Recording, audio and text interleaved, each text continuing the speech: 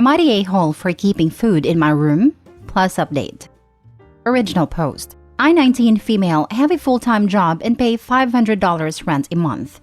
I still live with my father, my stepmom, stepsister, and unfortunately my stepbrother, 22 male.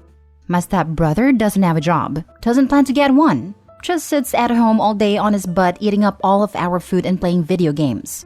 My dad won't do anything about it because I love my stepmom, and my stepmom won't do anything because she loves her son, and this is how she raised him. They came into my life when I was 8 years old, and it's always been this way.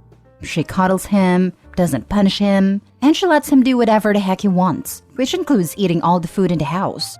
I remember when I was 12, and my older half-sister still lived with us. She had some friends over, so we ordered a large pizza. We ate almost half of it, and put the rest in the fridge so we could have pizza for breakfast, right? No, that bum ate the rest of it by himself in the middle of the night. By the way, we ordered pizza because there was no other food in the house. Ever since they moved in, we haven't had a full fridge. Anyway, I have a small stash of food in my room now, in one of those rubber totes, so the chance of ants and whatnot is minimum.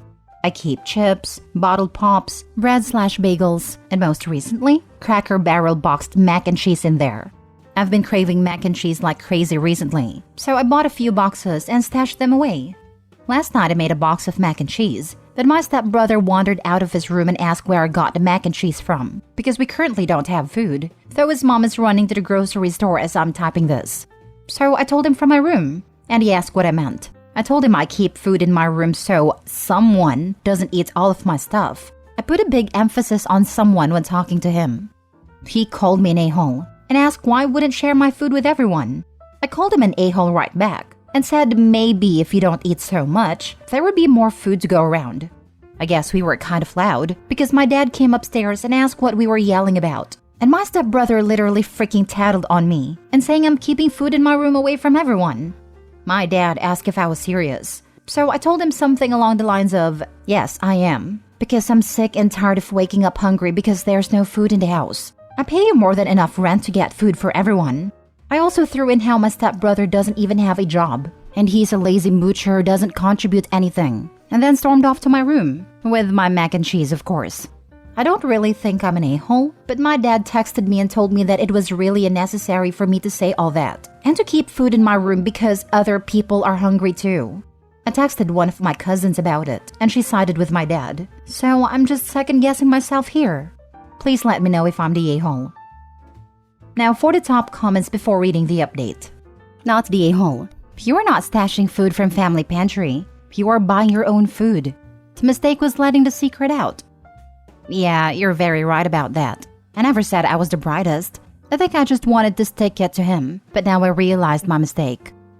Yeah, dude, you messed up revealing you have a stash. Don't be surprised when it disappears. All you needed to say was you bought it, and if he wants some, he should get off his butt and go buy it like you had to. Just wondering, does your stepbrother who is 3 years older not pay any rent while you pay $500? I would be less mad about the food and more upset about the mixed standards. No, he doesn't pay rent, but I'm also not really expected to pay rent. I just feel for my dad because he's constantly stressing over money, but I know he'd never actually ask me for it. He was kind of embarrassed when I started paying him rent, to be honest, but I knew he could use it. So I'm not upset about the rent aspect. I mean, I kind of am because I know my stepbrother is freeloading, but I'm choosing to do this myself. Not the a-hole. You may want to get a container that locks to store your food. Now that they know it's there, your family will absolutely steal it.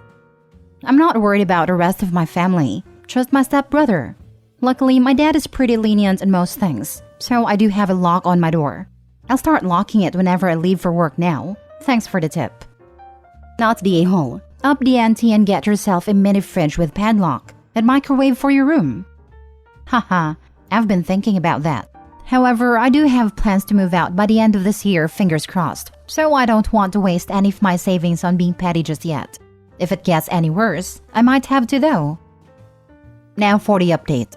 So I did what a lot of you suggested and had a sit-down talk with my dad when he got home from work. The first thing he said before we even began talking was apologizing because he understood where I was coming from, and he just didn't want to deal with my brother's bitterness. I said that is fine, and then asked where he was spending all of my money because the mortgage is paid off and all we have are utilities and car payments and lots of car repairs because both cars are hunks of junk. This took him by surprise and asked what I meant. I told him that I pay him more than enough to have some money left over to buy food for the house, especially with my stepsister giving him rent too. He just said stuff for the house. So, I went with someone suggested and told him that from now on, I'll be buying the groceries and giving him whatever's left over from the $500 a month for rent.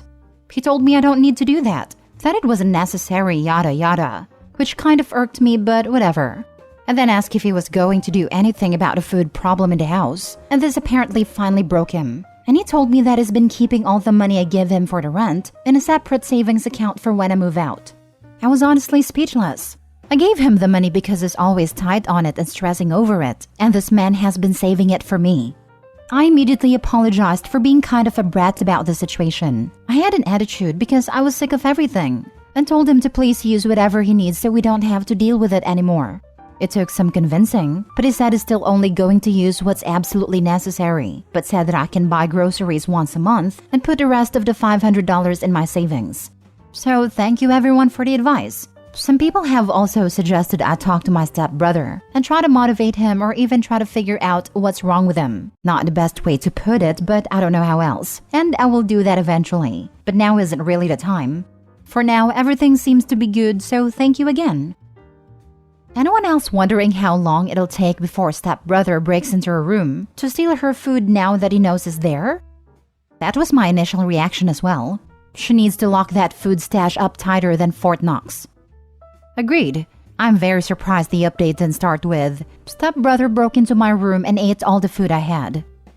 Anyone else wondering how long it'll be before she figures out dad has no savings account for her? Am I the only cynical one here? Nah, I'll go with something like the stepmother draining it to pay for stuff for the stepbrother because they're family and OP should share. I honestly can't see him saving the money if they are struggling to buy food. The money is going somewhere, but I do not believe there is a secret stash of money and savings for her. Sounds like maybe stepmom taught her precious baby the ropes and getting by with no contribution. Dad and OP would be wise to have a family meeting and ask that between the two of them, they at least contribute enough monthly to buy 2 weeks of food. Dad isn't going to do anything. He went after his daughter instead of his stepson when he knew his daughter was in the right, just because it's more difficult.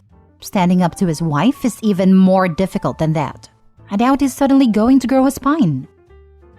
Next story. Am I the a-hole for choosing my trip over babysitting my niece? Plus update. I, 27 female, have been planning a long trip abroad for some time now. I work remote, so it's easy to pick up and go, and this is my first time doing it. I was laid off recently, but since I have a lot of money saved and the trip has already been paid for, I've decided to go for a sabbatical. For months, I have had to convince my parents, grandparents, and siblings that I am going to safe places, that I have enough money, and that they don't need to worry. I finally had them in a good spot, and I'll leave in about 2 weeks. Recently, though, things have changed. I normally end up taking care of my niece, 2 female, for my sister, 32 female, at least once a week.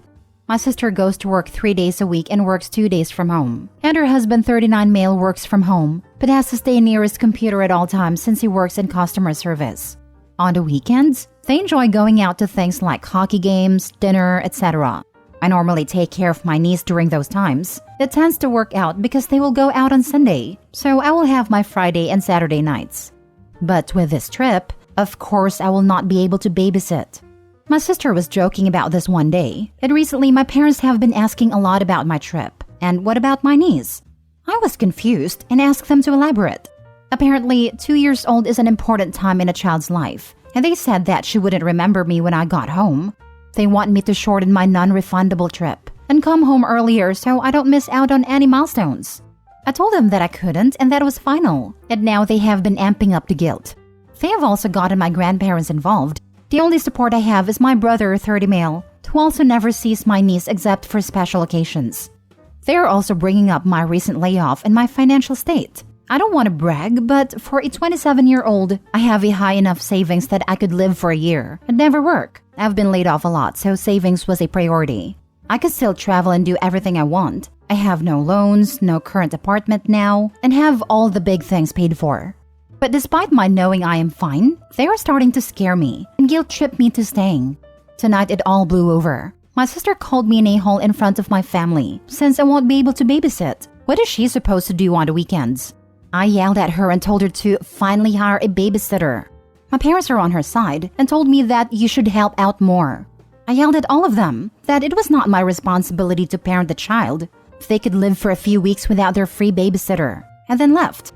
My brother texted me later that they're still angry and disagreed with my choice to continue my trip.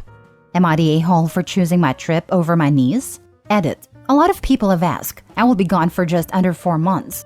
I will be traveling around Europe with a short trip to visit a friend in South Korea and coming home. I suppose that would be more than just a few weeks. Lol. But not the point. Now for the top comments before reading the update. Not the a-hole. You didn't birth the child. You simply extended your helping hand toward your sister, who has absolutely taken advantage of the goodwill of you babysitting. Go low contact and get on the plane.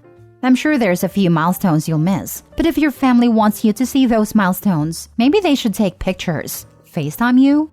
Don't feel guilty and don't stay. Otherwise, you'll regret not taking your trip.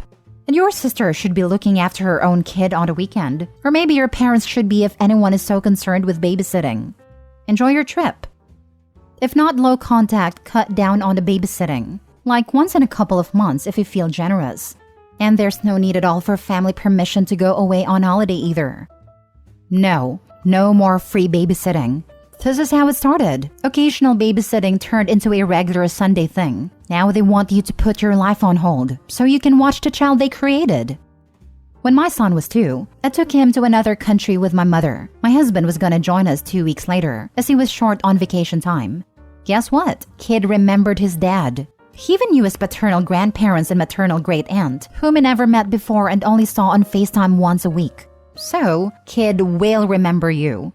Oh, and don't be talked into any family holiday either. You know your sister is going to dump her kid in your lap. Tell your sister to suck it up. And tell your parents to help out more. Enjoy your trip. Now for the update. Hey everyone! First off, I want to thank everyone that commented on my last post. It blew up, so I wanted to update really quickly. I wanted to answer a few questions. 1. Yes, I have a year's worth of savings. This means that I can pay for rent and other expenses for up to 1 year without a job.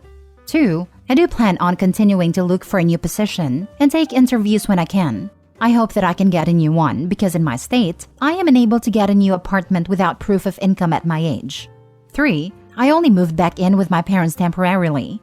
It's been a month. I wanted to save money and not have an apartment.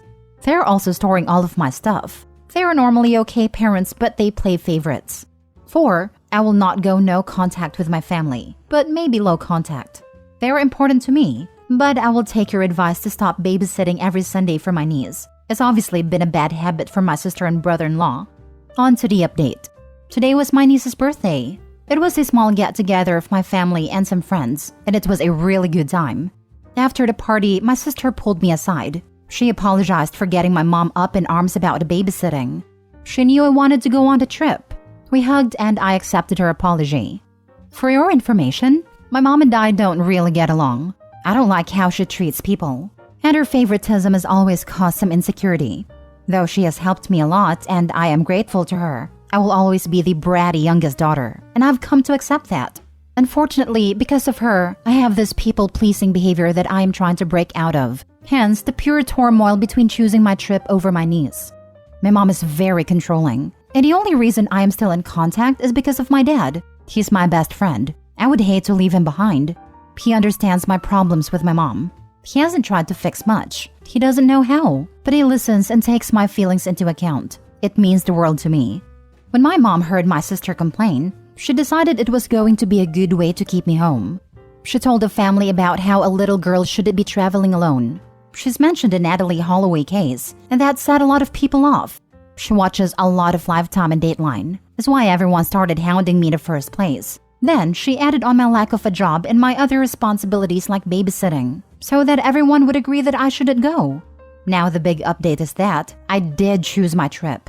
In fact, I'm planning to extend. Maybe I'll travel more around Southeast Asia or go to Australia, since I will be over there. To be determined, but I wanted to thank everyone for the advice and the good wishes. You all have made me feel so much more confident about this trip. Thanks again. Edit. My parents do babysit once a week as well, just during the weekday since they are retired.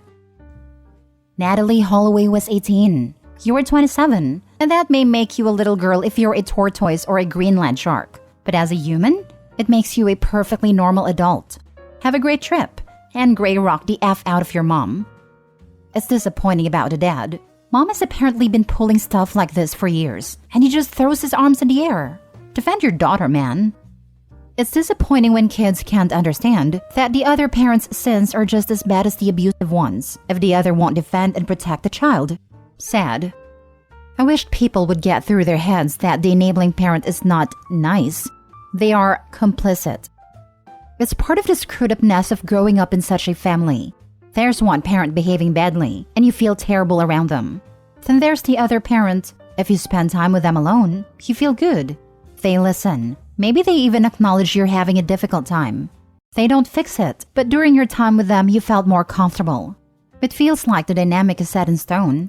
You can't do something about it. They say they can't do something about it, but at least they don't brush you off completely. The thought that they could actually do something to protect you doesn't cross your mind. In your eyes, they are the good parent because they sometimes give you a minimum of attention, and you feel comfortable spending time with them in comparison to the other parent. It's difficult to wrap your head around the fact that they also failed you, but in a different way than the more obvious toxic parent.